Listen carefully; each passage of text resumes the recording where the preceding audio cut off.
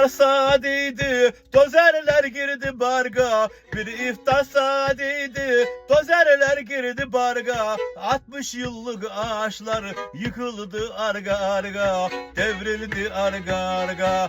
İşitsin Beşikdüzü, işitsin sesimizi. Hangi hakla yıktınız ticaret lisemizi? İşitsin Beşikdüzü, işitsin sesimizi. Ne akılla yıktınız ticaret lisemizi.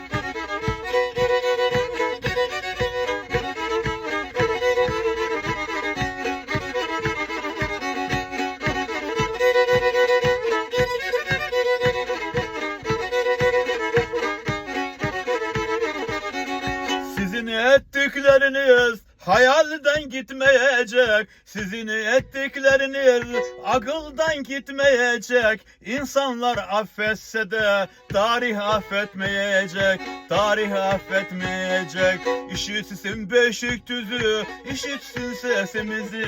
Ne akılla yıktınız ticaret lisemizi. İşitsin Beşikdüzü, işitsin sesimizi. Hangi hakla yıktınız ticaret lisemizi?